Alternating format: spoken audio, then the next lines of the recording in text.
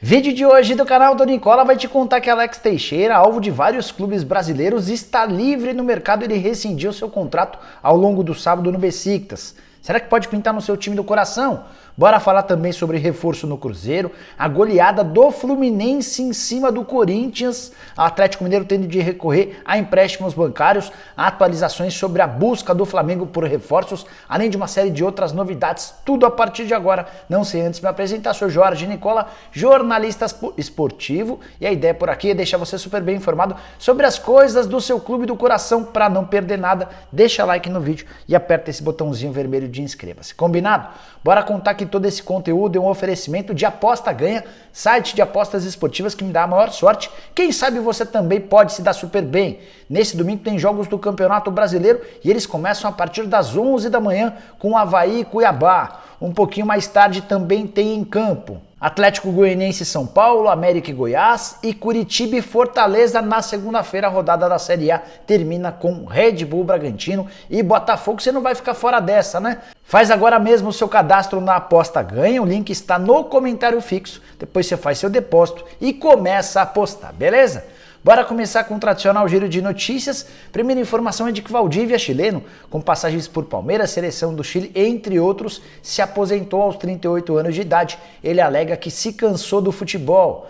Sábado importante também para o Cristiano Ronaldo, que procurou os dirigentes do Manchester United para comunicar sua intenção de deixar o clube. E ele quer sair ainda nessa janela de verão no futebol europeu. Resta saber se vai haver tempo hábil e interessados para esse tipo de negócio. Seguindo com informações sobre o exterior, o Fenerbahçe de Jorge Jesus levou não em relação aos seus dois primeiros alvos para a função de volante.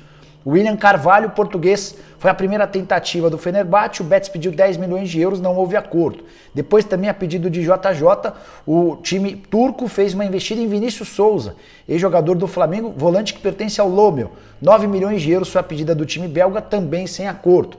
Até por isso cresce a chance de William Arão, jogador do Fla, se mudar para a Turquia. Para fechar o giro de notícias, quero falar sobre o Cruzeiro, que só depende de 9 vitórias para garantir o acesso à primeira divisão do Campeonato Brasileiro.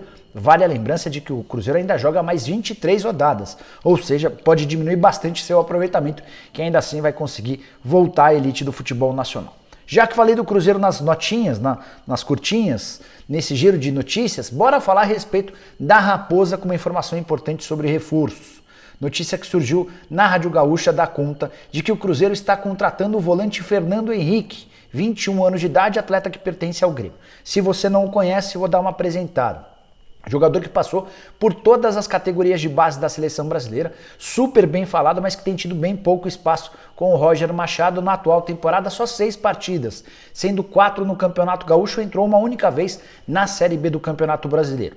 A expectativa em relação a ele no início do ano era tão alta que o Al Ain dos Emirados Árabes chegou a oferecer 5 milhões de dólares e ainda assim o Grêmio disse não. O tempo passou, o atleta perdeu espaço e está de mudança para o Cruzeiro por empréstimo até dezembro de 2023, com a opção de compra definida. A curiosidade é que Grêmio e Cruzeiro são rivais dentro de uma mesma divisão, mas como o Cruzeiro já disparou e o Grêmio gostaria de ver o Fernando Henrique valorizado, o Grêmio topou fazer acordo com um rival de divisão. Você gosta do Fernando Henrique? Já viu jogando? Use espaço para comentários para dizer o que você pensa a respeito do atleta, beleza? Bora falar agora sobre o Atlético Mineiro, que venceu na tarde desse sábado o Juventude por 2-1 em Caxias do Sul. Primeiro gol de pênalti do Hulk, primeiro pênalti marcado a favor do Galo no Campeonato Brasileiro. O Sacha aumentou para 2-0. O Juventude ainda diminuiu no finalzinho com o Moraes, mas o placar de 2-1 serviu para o Atlético pular para a segunda colocação no Campeonato Brasileiro. São 27 pontos conquistados, deixando o Corinthians em terceiro. A diferença do Galo para o Palmeiras é de apenas 2 pontos, embora o Palmeiras tenha um jogo a menos do que o Atlético Mineiro. Mas não é sobre o jogo que eu quero comentar com vocês.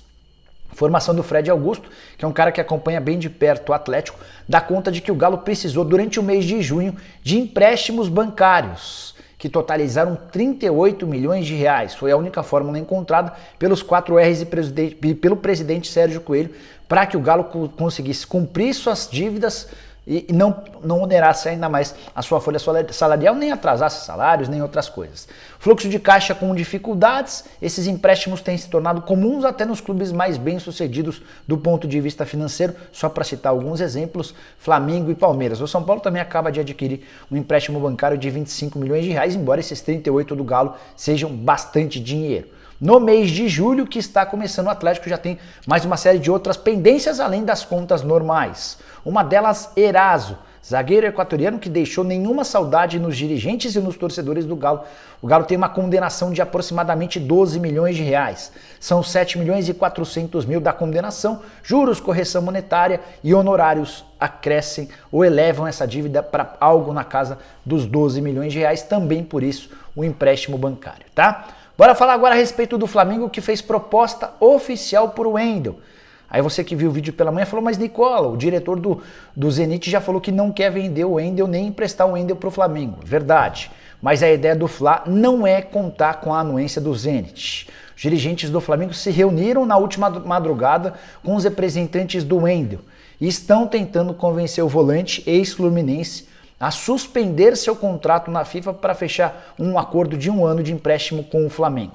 Algo que vários outros atletas que atuam na Ucrânia e na Rússia já fizeram nos últimos dias, só para citar o caso mais recente do Pedrinho. Suspendeu seu vínculo com o Shakhtar Donetsk e se acertou com o Atlético Mineiro por 1 ano.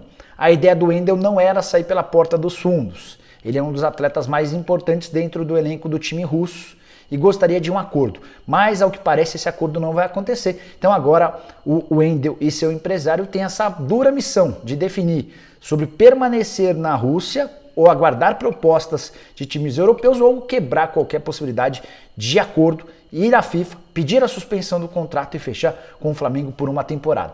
Amigos e familiares do Wendel já deixaram claro para pessoas da imprensa que tem a intenção, que o atleta tem a intenção de jogar no Flamengo, gostou da ideia de voltar ao Rio de Janeiro, entre outras coisas. Antes de mudar de assunto, só contar que o Flamengo também tem a intenção de contratar o volante Wallace, aquele mesmo revelado no Grêmio, com passagem pelo Hamburgo e atualmente na Udinese, o atleta que já foi recentemente pretendido pelo Palmeiras. O Fla está em busca de 2 volantes, contei para vocês no vídeo da manhã desse sábado que o Flamengo corre o risco muito grande de perder o Arthur Vidal. O volante chileno que deixou a Inter de Milão havia dado toda a preferência para o Flamengo, só que o Flamengo tem um prazo até segunda-feira para responder sobre o interesse ou não. Se não tiver interesse, o Vidal vai fechar com o Boca Juniors e pode ser adversário do Fla já nas quartas de final da Libertadores da América. Bora falar agora a respeito de Alex Teixeira, principal notícia do sábado.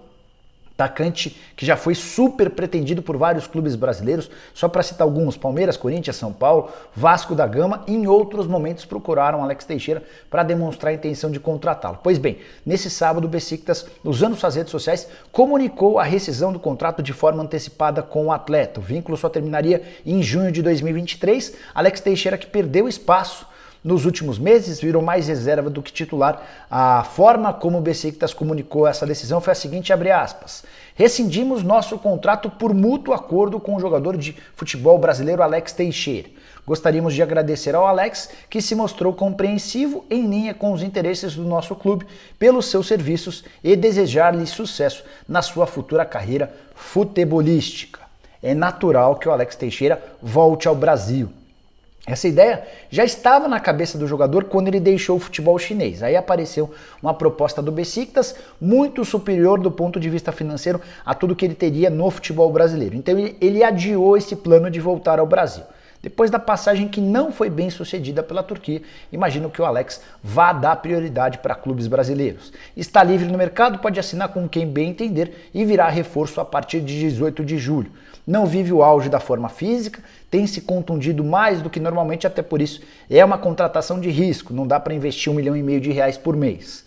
Mas um acordo bem amarrado, com um valor fixo, mais participação em jogos pode fazer do Alex Teixeira um ótimo reforço para o segundo semestre. O Vasco, por conta da identificação com Alex Teixeira, seria um trunfo ou um caminho natural, especialmente com a ajuda da 777. Corinthians, que busca um atacante de lado de campo, poderia a partir de agora se movimentar para contratá-lo. Ainda não consegui confirmação de dirigente de clube algum, até porque a notícia da rescisão foi da tarde desse sábado, beleza? Tô de olho nessa história, assim que surgir qualquer novidade, conto para vocês. Quero fechar o vídeo para falar a respeito do atropelamento do Fluminense em cima do Corinthians 4-0 no Maracanã.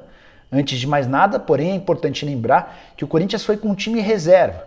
Vitor Pereira até foi colocando alguns dos titulares durante a partida. A ideia era poupar porque na terça-feira tem Corinthians e Boca Juniors, Bomboneira, jogo da volta da Libertadores da América, fase de oitavas de final. Boca também poupou na sexta-feira e perdeu em casa para o Banfield por 3-0 no Campeonato Argentino. Corinthians perdeu por um pouquinho mais, 4-0. Os gols do Manuel, mais um gol do Manuel, zagueiro do Fluminense que fez gol de cabeça. O Germancano fez 2 gols e o placar foi completado pelo Fred, que fez sua penúltima partida com a camisa do Tricolor. Ele entrou no finalzinho aos 39 e aos 46 garantiu o gol da vitória. O Fred se emocionou, fez volta olímpica, foi festejado pelos torcedores do Fluminense e deixou claro na entrevista pós-jogo que tem um problema na vista. Ele contou que o técnico Fernando Diniz e o presidente Mário Bittencourt tentaram convencê-lo a estender o contrato até dezembro, mas ele admitiu que está jogando com enorme dificuldade.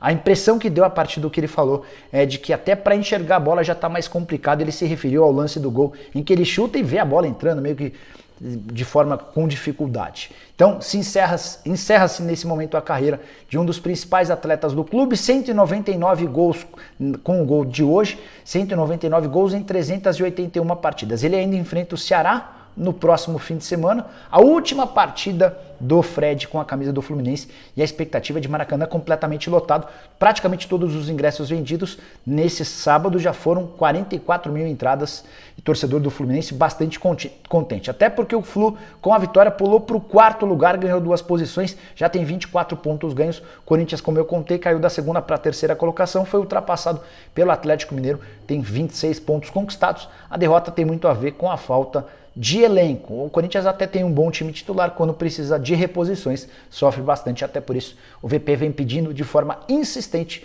por várias contratações. Tô de olho nessa história de reforços do Timão, assim que tiver qualquer novidade, conto pra vocês. Curtiu o vídeo? Não esquece de deixar like, se inscrever no canal, compartilhar, aquela coisa toda. A gente volta assim que surgir mais notícia importante. Abraço, tchau!